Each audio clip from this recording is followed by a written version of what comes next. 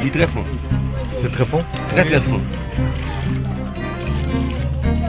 La Croix-Rouge haïtienne œuvre chaque jour pour prévenir et alléger les souffrances des hommes, pour protéger la vie et la santé et pour promouvoir un idéal humanitaire et de solidarité.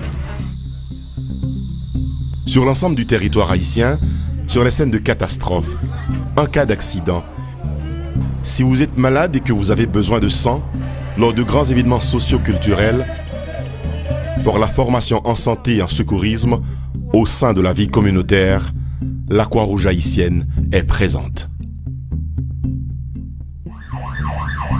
Auxiliaire des pouvoirs publics, la CRH s'insère dans le mouvement international de la Croix-Rouge et du Croissant-Rouge.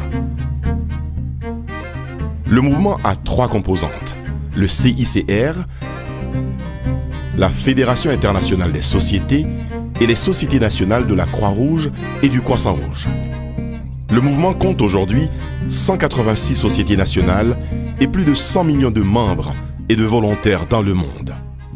Ils sont tous unis par les mêmes principes: humanité, impartialité, neutralité, indépendance, bénévolat, unité et universalité.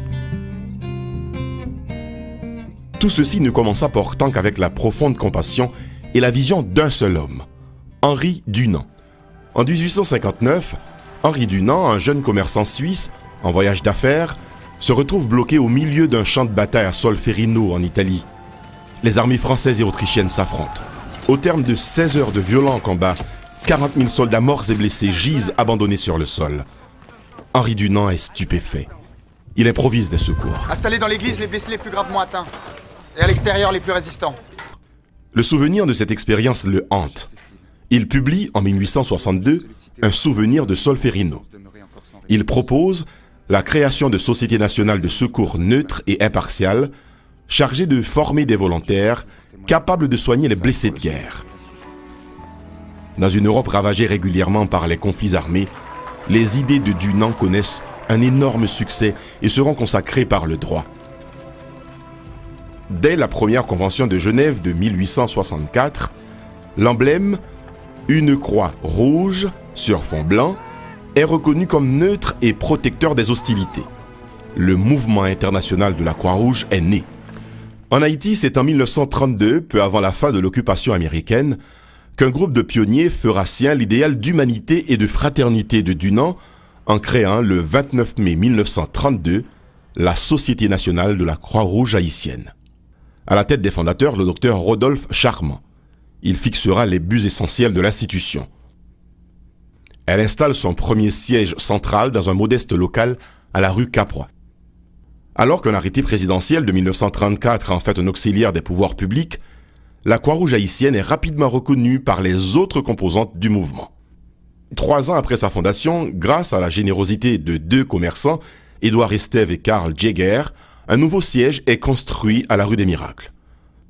Si la Croix-Rouge haïtienne reste toujours fidèle à sa mission initiale, elle évolue avec son temps, dans ses activités comme dans sa structure. Le docteur Louis Roy, président de 1953 à 1957, marque le passage d'une organisation caritative à une structure organisée et professionnelle.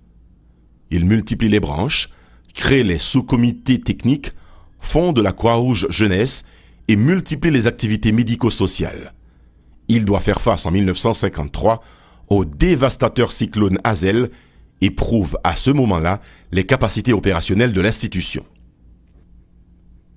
La présidence de près de 20 ans du docteur Laroche, de 1966 à 1985, confirme l'implantation de la Croix-Rouge haïtienne à l'échelle nationale. 13 comités régionaux et de nombreux comités locaux sont créés à travers tout le pays. Le premier centre de transfusion sanguine est ouvert en 1970, inaugurant un nouveau volet d'activité. Pour pallier aux problèmes récurrents de la précarité des moyens disponibles, les Dames de la Croix-Rouge s'engagent et organisent des collectes de fonds. Les activités de la Croix-Rouge se développent de telle manière que la reconnaissance est aussi bien nationale qu'international.